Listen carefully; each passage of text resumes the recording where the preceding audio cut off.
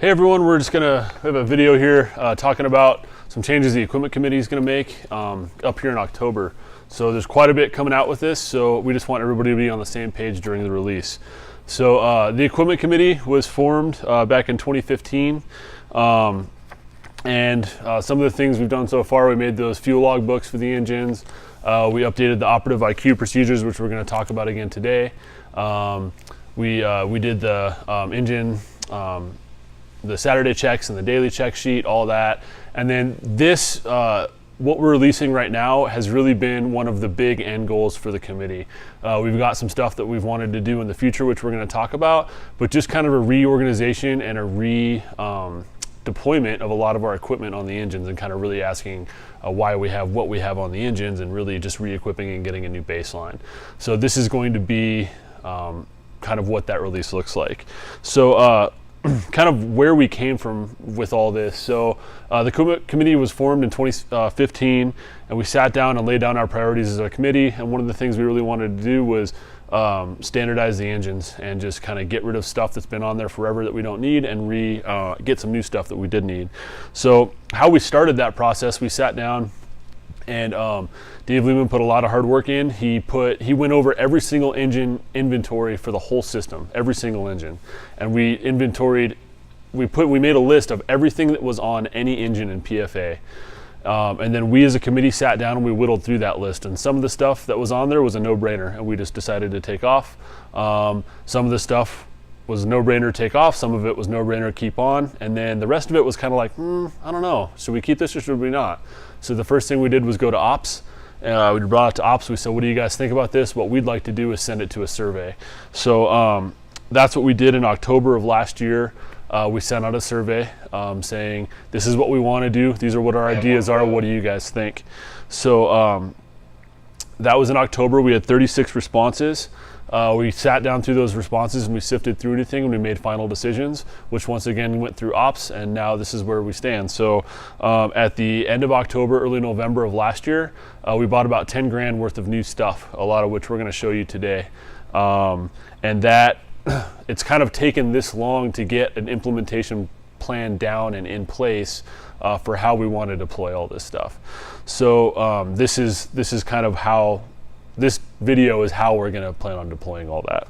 So we bought all this stuff at the end of last year, and it's taken us about this long this year to get a good deployment plan. So our deployment plan for getting all this out, on October 27th and 28th, the equipment committee is going to come around, and we're going to re-equip and kind of re-standardize all the engines. And what that's going to look like is we're going to bring, there'll be 2 teams of 2 going around, and we're going to bring a reserve engine with us and a pickup truck full of stuff. So we'll show up to your station.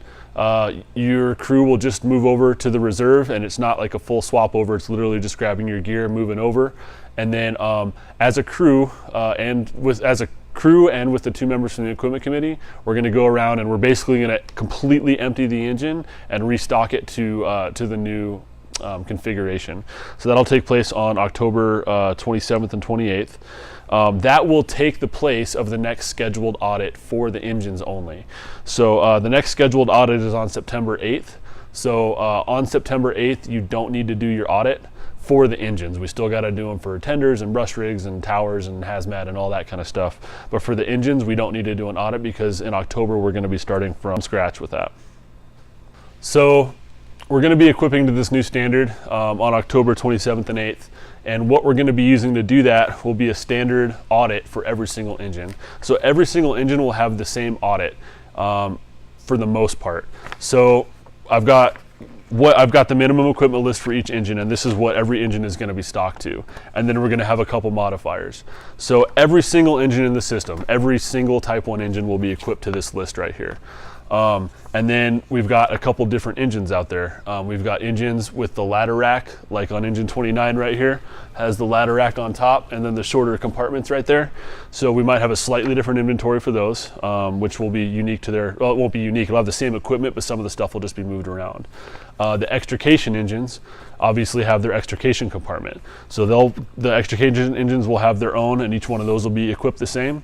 And then we've got our couple specialty specialty rigs like Engine 10 and like Engine 7 have actual extra gear that they have that other engines don't have. So basically the way that'll work for them is they'll have the standard minimum equipment complement, and then they'll have their own inventory page that they manage for their extra gear. So like for example, if Engine 10 has a new hazmat piece of equipment they want to get on the engine, they just manage that inventory page, and they're still responsible for maintaining this standard, but then they maintain their own complement and their own inventory for whatever stuff they deem necessary to put on. So that'll be Engine 10 and Engine 7. That'll basically just be another page that lives on the back of this. So along with this new audit process, like here we've got, and this is still being finalized, but we've got our list for what's in the cab, right? And I see I've got the hazmat QRC, the rad monitor, the hand sanitizer, observer vest and helmet, and I get here and I see CO smoke kit. Well, you'll see the CO smoke kit, so that's going to be our new smoke detector kit. That every engine has one, some sort of kit, but we're going to standardize what those look like. We'll go over that in a few minutes. But the contents of that CO smoke kit are not listed in the inventory. The reason is that if you get back from a call and you need to re-equip it, you're not going to go online and print the inventory out and see what's in there, right? So we're going to have an inventory card inside that'll say exactly what's in there. It'll be very similar to the way the rope rescue kit is set up right now. It's got that inventory card inside, and it tells you exactly what's in there. So when you're done using it, you go in there, you inventory it, and you're done. So that way, if you need to inventory a bag or something like that, you'll have your own inventory card. But the inventory itself won't have that list on here because it doesn't need to be on there. It'll just say see inventory list. So that'll be the same thing on all reserves. So every reserve is going to be equipped to this standard, and it'll make engine swap overs a lot easier. Really, all you pretty much have to grab is like your TIC, your personal gear, and a couple odds and ends, and that should make swap overs a lot easier. So this new audit is what we're going to be switching to in October, and this new audit process and this new minimum engine inventory list. So that'll all take place at the end of October. So what that's going to be for us is a brand new reset point. It'll be a reset point for new equipment on the engines, on the reserves, on all of that. So I'm sure at some point we've missed something as an equipment committee. We've tried to be as detailed and thorough and get as many heads in there as we can, but we might have missed something. So if we did miss a piece of equipment that you want to see on there, just come through the committee, let us know what you want. We'll work through it as a committee. If we feel like it's something that needs to go up in the process all the way to a PFI, then you can go that route. But we as a committee should be able to institute the changes that you need, because what we don't want is for getting new equipment on the engine or taking the new equipment off the engines to be so cumbersome that it's just not realistic, right? So now this equipment committee is the vehicle to kind of get to kind of move that process along. So we're trying to make that streamlined and easy. So if you've got ideas, please bring them to the equipment committee. But this reset will be this new equip will be a new reset. So we'll kind of have a fresh starting point with a lot of new equipment, which you're going to see here in a little bit. This audit process will take place, the new audit going to this sheet will take place next year. So the first audit of next year is when you as a department will be going through the new audit process through this new list. And then, like I said, reserves are going to be swapped out to this as well. So future swap outs on reserves should be super easy. You should need to grab a couple big ticket items, your TIC, your gear, a couple odds and ends, but everything pretty much should be there on the reserves, and it should make the reserve swap out process a lot easier.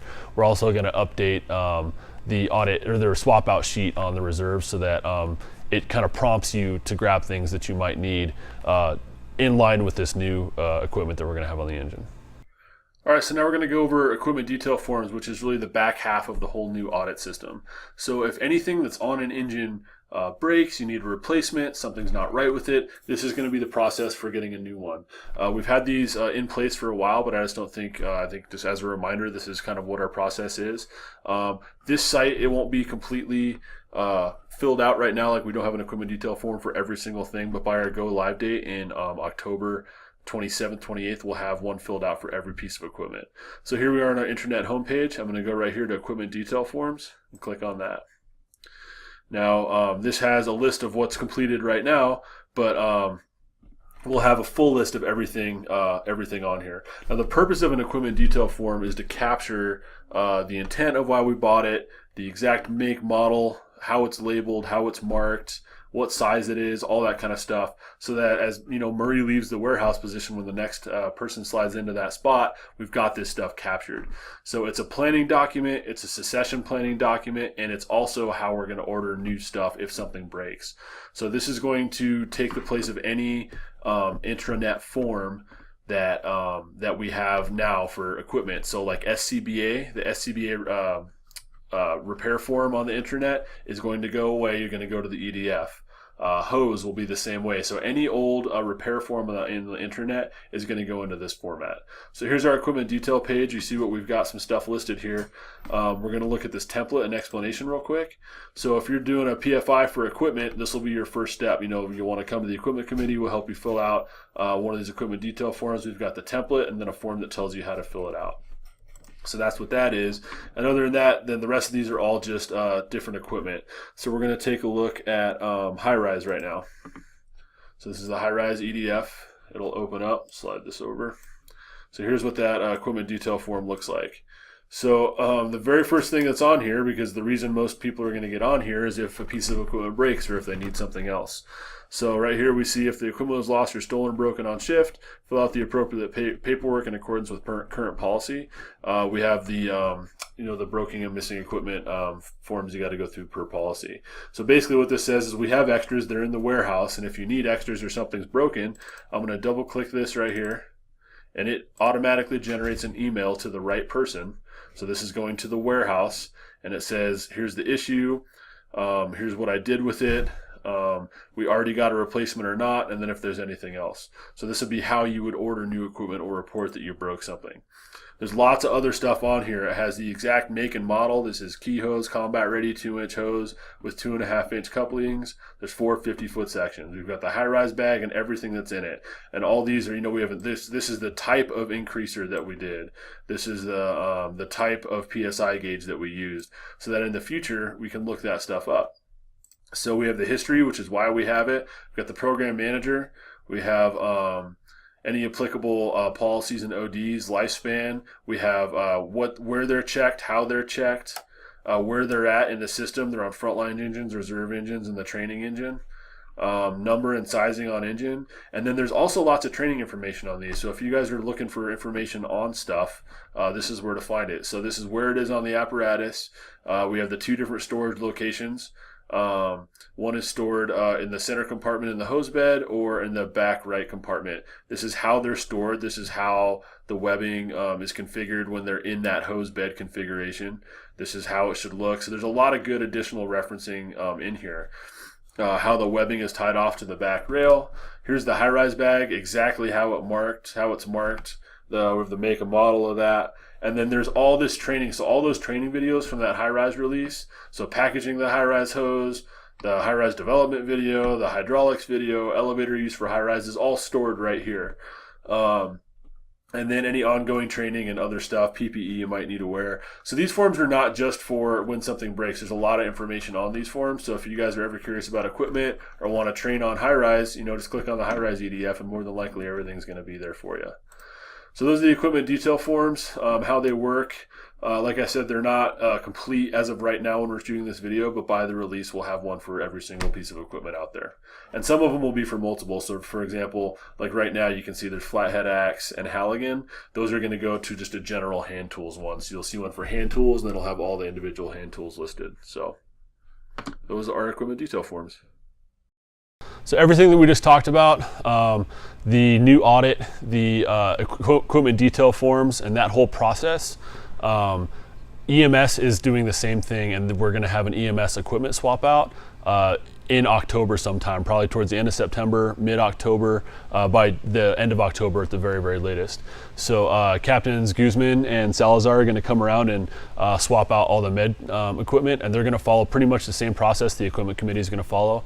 So they're going to come around, they'll give you a med kit to use in case you get a call, they'll dump all your med gear, they'll do what they're going to do to it, and then you're going to have your new complement on there.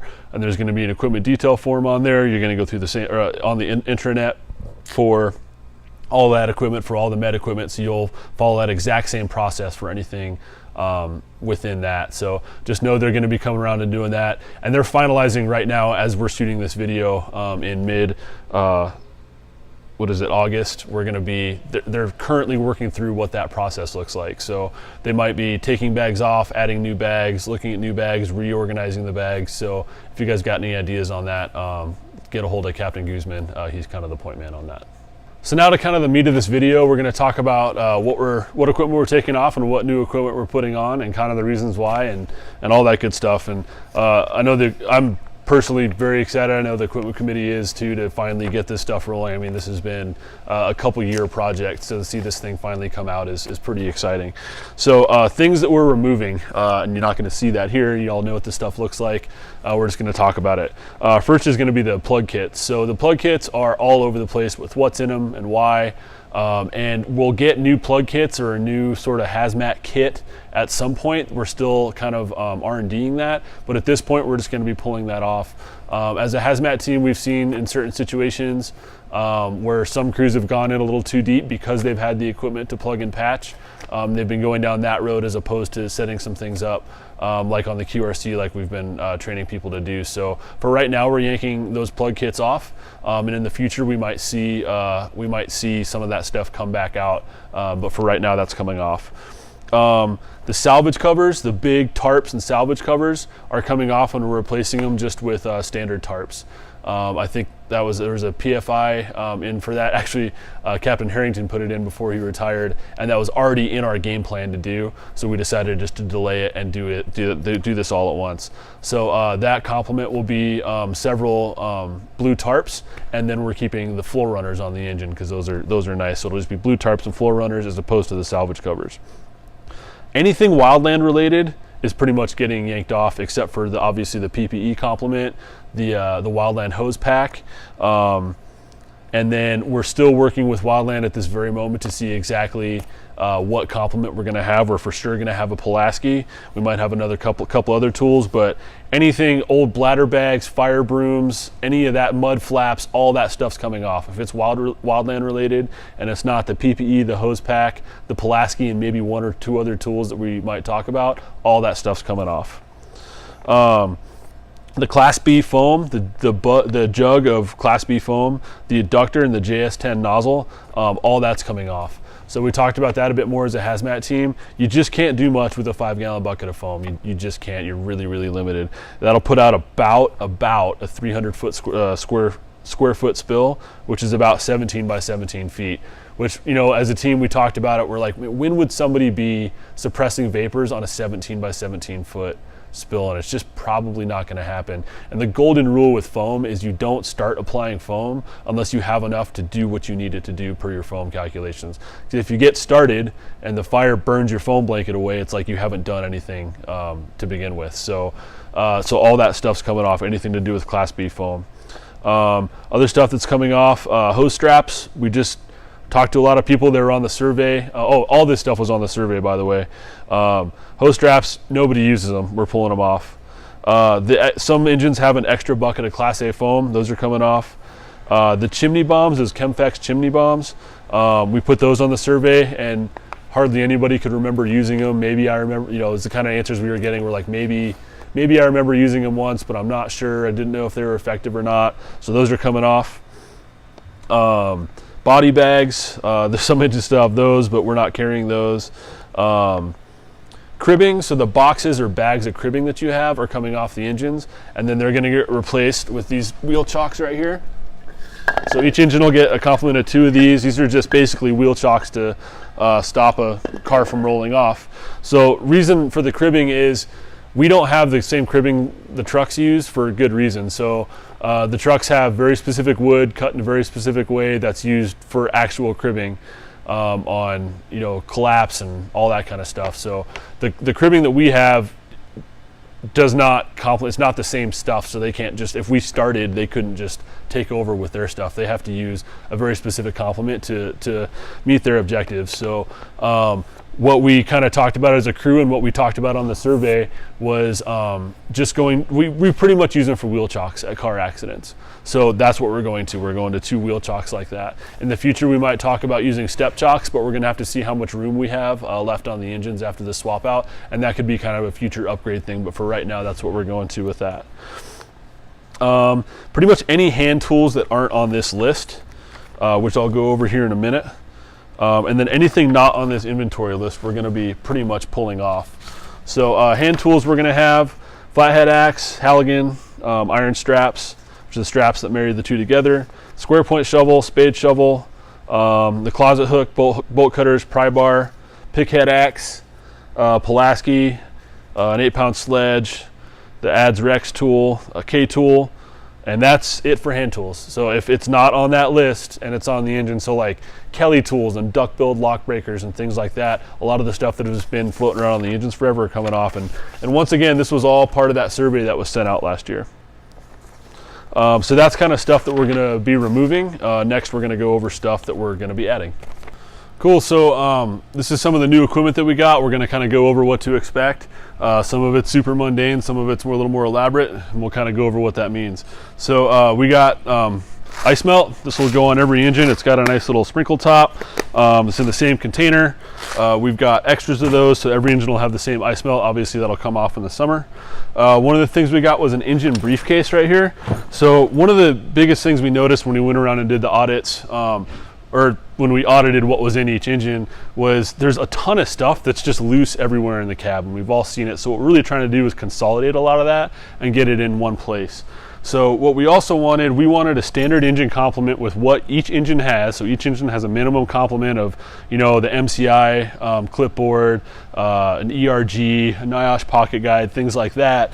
And then obviously every engine's gonna have other stuff that they want. Like, do they want the PVH pre-plan, or do they want you know, Lowry's State Park maps or whatever, right? So we've designed this to be as flexible as we can. So what we've got here is a 3-pocket briefcase, and basically one pocket's going to be for PFA. So like, here's the PFA pocket, and it's got notepads, it's got MCI clipboards, the 100-block book, the PubEd stuff, the Wildland pocket guide, the emergency response guidebook for the highway, NIOSH pocket guide, ERG, pad, paper, pens, files of life is all in here. And then once again, that'll have an inventory card that'll have exactly what should be in there. And then these next 2 compartments, so this one and this one, are for your engine to do whatever you want with. So if you want different maps, you want topos, you want whatever, that all goes in here. But the point is to kind of get rid of a lot of that flotsam that's just floating around the engine and get it into this bag. Another piece of the engine briefcase is going to be this kind of "we came to your house" card. We've seen these in different iterations before at PFA. Michael Durkin came up with this one, and it's a great model. It hangs on the door. It says, we were here at whatever on whatever day. We responded to this. While we were here, we did this. If you want to contact us, here's how to do it. So this will be another piece of the engine briefcase that you can use for any of those calls where you know, you might have had to break into someone's home, or maybe you went there for a smoke alarm that was going off and they weren't home, or whatever that looks like. So these, you know, these won't be the scene release forms like that the bureaus give to people to release scenes, but it's kind of that heads up card.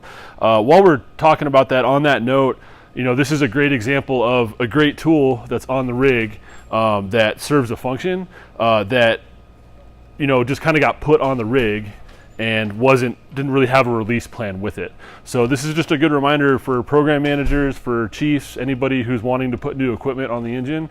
Kind of the function of the equipment committee is to help you release that so that everyone knows about it, so that we're trained on it, you know how to get extras, all that kind of stuff. So if any of you are involved in that, just hit up the equipment committee, let us know, and we're here to help you release that stuff so we don't miss anything. So we'd ask for you to please contact us. So these will be in that briefcase, along with, as I mentioned earlier, those PubEd cards in that kind of clearish plastic mini binder with all those information cards. And those can be ordered through PubEd, and they'll be on the equipment detail form as well. The other bag that's going to help a lot with that is going to be this miscellaneous equipment bag. So one of the things we brought this up in the survey, and one of the things that we noticed is every engine had the same stuff. So they had duct tape and earplugs and bug screen or bug spray and sunscreen, but it just wasn't all in one place. So This is another one that's going to be eliminating a lot of that flotsam, and this is the miscellaneous equipment bag, and it's just kind of got all the random stuff that we've got on engines. So this will go in the plumber's compartment on the top shelf, and as you can see, we've got extra safety glasses, sunscreen, our soapy water, bug spray, got hand warmers. On the other side, we've got silicone dry lube, we've got WD-40, a can of Zep. Inside we've got earplugs, toilet paper, duct tape, garbage bags. We're gonna have like heavy duty garbage bags in here. We're gonna have like the contractor cleanup bags. I just don't have them to show you. And I think the only thing that's in here, going to be in here that's not now is a tin of bungees. We'll have those in here. So inside here we'll have, and it might not look exactly like this, but we'll have this inventory list. So once again, the audit is just gonna say miscellaneous equipment bag. And then inside that, you'll have this inventory. And you just come in here, you compare it to this list, and you're good to go. N95s is something we're going to be addressing as we go around to the stations. Each engine up in the cab will have just a bag of N95 masks. They're going to be the new edition that we've been with for a while. We're going to be throwing out or getting rid of any of the old style, like the ones that stick out versus these ones, because those aren't the ones we should be using, and they're all over the stations. So we're going to be going around the stations collecting all those N95s, and then making sure that these are all that we have left, because we don't fit test to those anymore, so those aren't the ones we should be using. So that'll be a change coming up. We've also got a flare kit. So right now every engine has a different complement when it comes to flares. Some of them are just loose in the plumber's compartment. Some people built a PVC tube for them. Those take up a lot of room. They're nice, but they take up a lot of room. So we bought these for each engine. It's just a flare kit. Each one has 6 flares inside of it. It's in a nice little case. This will sit in the plumber's compartment. So another update will be these carbon monoxide / smoke detector kit bags. A lot of engines have these. They're just not standard across the department. So we worked with Michael Durkin, who came up with this prototype for us, and I think it'll work really, really well. So inside, we're gonna have 5 smoke alarms. And then all the smoke alarms that we're gonna have, and we're gonna try to procure from now on, are gonna be these 10-year tamper-proof alarms. So just like the ones that you've seen, you pull the tab, you install them, they're good for 10 years. Michael's goal is to only have these in these kits. So when you order these for the station, these are the ones that he's going to bring. You might see different variations of them. They kind of get the cheapest ones that they can based on the process that they go through. So you might see different iterations of this. It might be in a different box, but they're all going to be these 10-year tamper-proof alarms. So we'll have 5 of those, and we'll have 2 CO kits. Once again, these are a 10-year CO. You pull the tab, it's good to go. So everything that PubEd is trying to do for these has to do with that 10-year cycle, so including the battery replacements. So inside here, and this is going to be a change from how we currently do it, we've got nothing but the lithium-ion batteries. So we're going to have the lithium-ion 10-year batteries. So if you install these into a smoke detector, they're good for 10 years. So what that means is that when you replace these, we're not going to want to just grab those from the battery cache that you keep for things around the station. You're going to want to replace them with these. So the way what that's going to look like is with your PubEd supply, you're going to have a cache of these lithium-ion batteries. And then you'll also have this case that lives in this bag. And we've got 9 volts, several AAAs, and several AA's. So it should be enough to get you through just about any call. And then when you come back to the station, restock it with the lithium-ion cache from the PubEd supply. On here will be a reminder that's not on here now. We're still working on this, but it'll say, lithium-ion batteries. Be sure to replace only from your PubEd cache, and that's kind of how that'll work. So when you install these, please write the date that they go bad on them, because if we come back, the year later and we open this up, we don't know what date they were installed. So, we're going to keep Sharpies in these bags. So just write on there, good until 10 years from the present year, so that we don't go replacing a bunch of these batteries. So something to think about there. Also in this kit, we're going to have this the canned air for blowing out detectors. And then this is a new addition in these kits, came from PubEd. This is basically a smoke detector tester that emits basically smoke. So you just put this up to the detector, you give it a real quick burst. You read the instructions on here that specifically says not to burst it for ever, but just a quick burst, and that'll check the detector. So this is not necessarily a replacement for hitting the button when you do a new install, but if you're wanting to check old detectors to make sure that they're still working, this is a tool to do that. Along in these bags, we're also going to have just a 6-way screwdriver for installing the new detectors, a couple Sharpies like I talked about, and then some information cards so that you don't have to go back to the engine briefcase to get info cards if you're running a CO call. Those will just already be in here. So once again, just like with everything else, we'll have an inventory card. So, you know, you get back from a CO call, you want to restock this bag, you pull out the inventory card, you say, I need, you know, I installed 3 detectors, I need 2, and then here's how many batteries go in this case. Get that all stocked up and you'll be ready to go. Last thing in this pile is our brooms and squeegees are all over the place. So this is the complement we're going to be switching to. So we are indeed, like, I don't know, it was at least 6 different brooms to see what we liked, and this one was the money maker. This was the clear winner. So this is really good. We tried it on concrete, we tried it on asphalt, we tried it with wet slit adsorb, dry slit adsorb. We tried it with car parts and debris and everything, and this was the clear winner over everything else. It's a stiff bristle brush. It's meant for rough surfaces. Each engine will have 2 of these.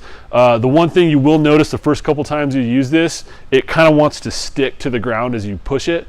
So it'll break in and that becomes a little bit easier, but it's a little sticky when you first start using it.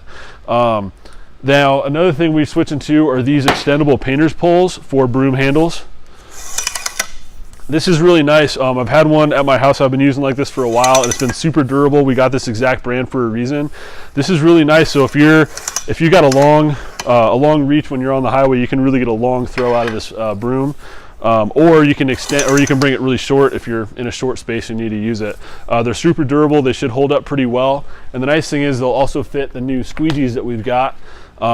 So the same handle will fit the squeegees and the brooms. So basically you'll have 2 handles.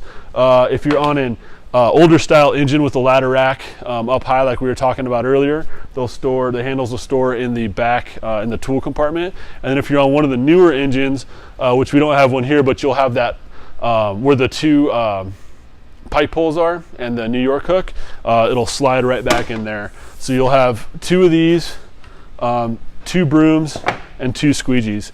The squeegees we picked, these are obviously a little bit smaller than the ones that we had. They still work really well. The nice thing with these is a lot of times as engine companies, what are we squeegeeing out? We're not squeegeeing out huge areas, we're squeegeeing out houses, right? We're going down hallways, which is another nice benefit of having this extended painter's pole. So, you know, you can put it on this painter pole and keep it on this 4-foot pole, and you can get into and around hallways and in small mechanical rooms where that water is very, very easily. And then of course the trucks are still going to have the big squeegees, so you can always call them if you need more. So every engine will have 2 of these, 2 squeegees, 2 push brooms, and we tried to R&D those to get the best ones that we could. So the last thing we got for the engines is new toolkits. So you can see it all laid out here. We got these at a great price from Lowe's. It came with the bag and pretty much everything you see here, and then we had to buy a couple extra things that weren't included with the kit. So there's a lot of great stuff here. The nice thing is every engine is going to be standard. Every engine is going to have the exact same complement, and they're going to be really easy to replace one for one. We got a bunch of extras that are in the warehouse, so if you miss a screwdriver, we're going to replace you with the exact same screwdriver. Is kind of how this is going to work. So when we come around, the current whatever tool complement you've got in your engine right now will now go to the shop. So you can take that tool bag and they'll just go to your station shop and you can use them for whatever you need. The nice thing is, as you can see them, they're all blue, they all look the same, they're all cobalt. So what we're asking you guys to do, please, please, please, please, is use this stuff for the engine only. Like, and if you use it for the station because you didn't have whatever it was for the engine, I'm sorry, for the station, please put this stuff back. Like, try to keep this stuff together. It's going to be, we bought a bunch of extras of this stuff, but we don't have enough extras for everybody to be losing a screwdriver every day. So please try to keep good track of this stuff. We'll go over what a lot of this is. You got a good complement of screwdrivers. You've got one with a 1/4-inch driver that fits all these adapters in here. We've got a full socket set with a 3/8 and a 1/4-inch drive.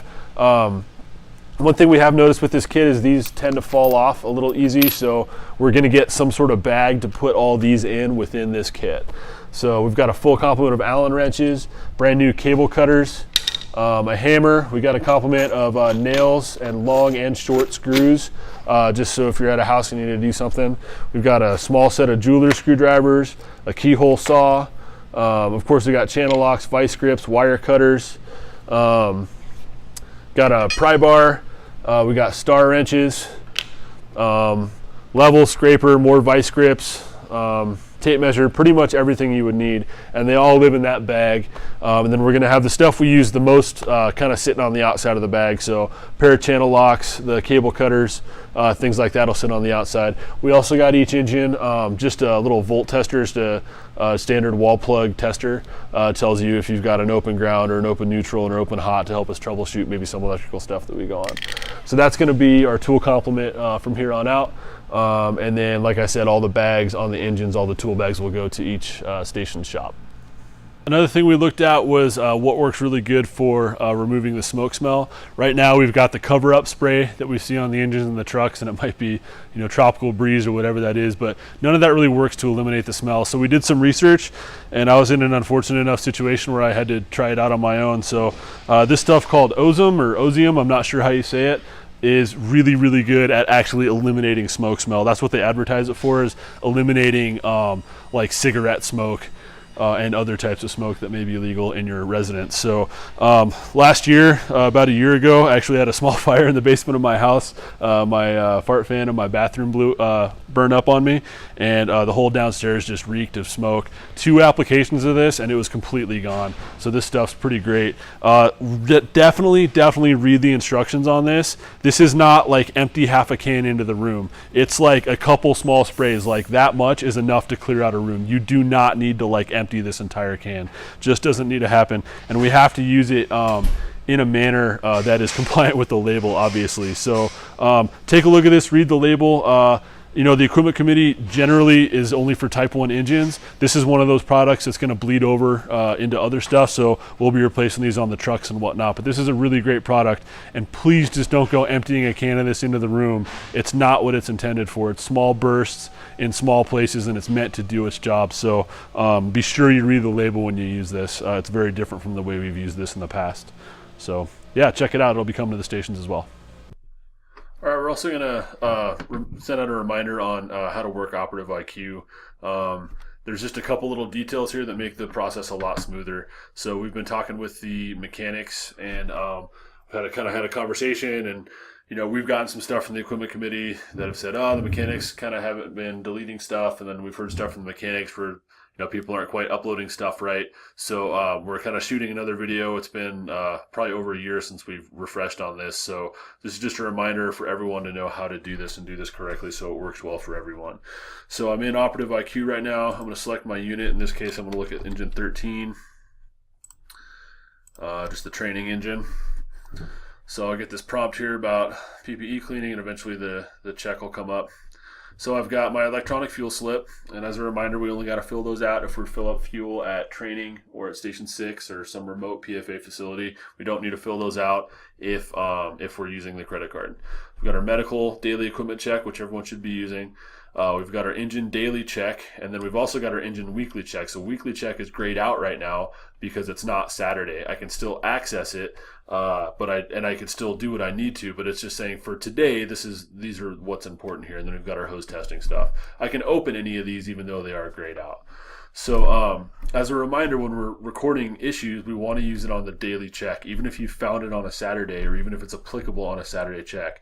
Reason being is if I'm as a DO, I come in on a Wednesday, I open up Operative IQ, I can see everything that's on the daily check versus like having to open up the weekly check as well. So you can form things on the weekly check, but we're really encouraging you to form it on the daily check. So I'm going to open up the daily check. It sees the unit is in service here. General communication from mechanics. Anything that you put in here is not going to go to the mechanics. So like when you come down and we see like anything that says notes. So for example, like the PM frequency right here, ops policy, daily inspection, general communications from the mechanic, none of that goes to the mechanic when you submit something. So if you put something up in these fields or in this comment field up here, like that doesn't create a work order. All that does is live on this page and really just not do anything. So let's say we had something go on with the body. Let's say we found a new dent on the engine, right? So we find the general body inspection was checked okay. Problem, email mechanic and create work order. or problem reported repair pending. Those are our options, right? If you ever see one on here that just says email mechanic, don't do that. I'm having IT take that out right now. We should email mechanic and create work order. If you keep it as checked okay and you write your problem here, they're not going to know that until you submit it, right? So we have to email mechanic and create work order. So then I start it right here with the day. So it's going to be, right now it's 8/15/18. I'm going to say this is the problem, and then I'm going to end it with my initials or spaz or spassive or whatever. So that gives them the date that they found it, right? And then they know what the problem is, and then who I am, because otherwise, people like they'll know because they can see who it was. But now if I'm a DO and I see, like, especially if I'm roving and I show up and somebody hasn't put their name here, then I don't know that that's happened. I don't know who it was, and I can't talk to them about it. So then if I can fit it, so like if I had another problem and it had to do with the coolant or the headlights or anything like that, I'd put it in this specific category. If there's not a specific category for it, there's these additional ones down here, so additional problems. So I would fill in here, I'd do my problem. So like here we see the email mechanic. Do not use that option. We're having that removed. So we want to email mechanic and create work order, and then we'd write down the day here. So once again, 8/15/18 test, and I'd put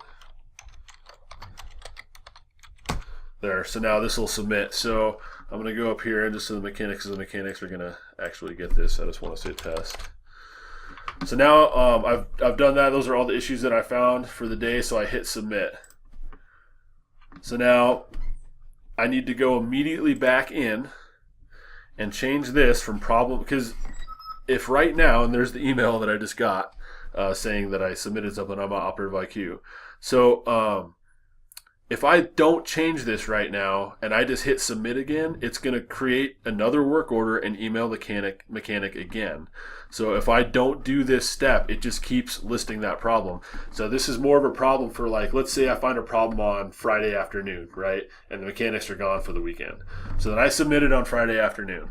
And then Saturday morning, the next DO, and I haven't like reset it. So the next morning, the DO does this and submits it, and then the next morning on Sunday, the DO does it and submits it, and then the next morning, Monday, comes in and they submit it. The mechanics have just gotten 4 work orders for the same problem because we haven't stopped this from continuing. So the way we stop this is you log right back in and you say problem reported, repair pending. And we're going to do that to our other one down here. We're going to say problem reported, repair pending, and then we hit submit. Now when I go back in, it stays as problem reported, repair pending. Sorry, just silence the phone there, it's ringing in the background. So I have a problem reported, repair pending, and we're fine to do that. That's something that we need to do. So every time you log a new problem, you go in there, email mechanic, create work order, and then you go right back in, go to problem reported, repair pending, and then you submit and you're good to go. Then the mechanics on the back end, when they fix the issue, they'll delete it out of IQ. And then the next step for me as a DO is to go to the whiteboard and fill that out. And we've all seen the whiteboards in the stations. Just a reminder to use it. You just write what the issue is, a small explanation of the issue, the day that you formed it, and then we're good to go. And then once on the back end of this, once the mechanics actually fix the problem, then they send that yellow sheet back. And let's say I'm on A shift and I'm on engine 10, right? And they fixed the 4 things that were on the whiteboard. So those columns on the right of your whiteboard that say repaired, I would check that A shift saw the repairs, and then B shift comes in the next day and they would check that they saw the repairs. And they would check that box. And when C shift comes in and they're the last one to check that repaired box, they can erase all those problems off the whiteboard. So that's our process. If you need a reminder, in every single station in all of the offices has a sheet hanging on the wall that has this procedure detailed out. So if you get rusty on it or you forget, just feel free to look at that sheet. So that's our Op IQ reminder. Thanks for listening. So that's all the new equipment we got, kind of what we're proposing to take down. We've also got stuff that as an equipment committee we're looking to upgrade in the future. Things that are on that list are the quartz lights, the R2D2 lights. We're R&Ding several different ones right now to see what might work for us. So that'll be something happening in the future. We have extension cords. We're going to standardize our extension cords. Our throw bags and our drop bags are kind of all over the place with what each engine has, so we're going to do standardize those. What's on our Knox box keys we'll be looking at in the future. We want to look at marrying our irons together. There's some simple modifications you can make to help keep your irons together easier. We're looking at maybe getting valves on deck guns, a vehicle lockout kit. Actually a PFI was just approved for that, so we're going to be doing a PFI. We'll have a vehicle lockout kit. That's coming, but it's in the works. Flashlight cones, shark bite adapters. Shark bites can help us stop plumbing leaks. Additionally, there's a tool called a Kibosh that does the same thing. And then those pigtails that we have now, which is the 5-inch Storts to 2.5-inch ball valves, we're going to be updating those to new ones. So we need something that transitions from 5-inch to 2.5, but those are old and they're starting to fail and get weak, so we need to replace those.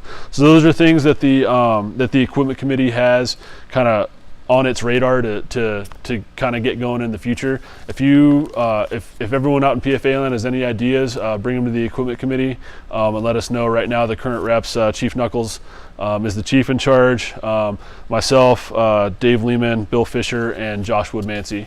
We're going to be looking for some new members probably after this whole equip. We had a couple members that have left that have been on to help us kind of get this far, which has been great. But we wanted to wait until this release before we bolstered our numbers again. So look for an email coming out if you want to be part of the equipment committee. We'd love to have you. We're super excited about this. We think it's going to be a great change, and we think we're going to get some really positive benefits. I think we're going to create a lot of space on the engine, which is great. We've tried to be real purposeful with what we have and why. All the engines are going to be standard, so when you're roving around and you move from engine 3 to engine 4 to engine 5 to wherever you're going, everything should be in about the same place. You should have the same complement. All the stuff's going to be ready and available for you. So we're pretty excited about this release. Hopefully you guys are too. We'll be around on October 27th and 8th to make those changes. And if you have any input or feedback or ideas, please let us know. Thanks.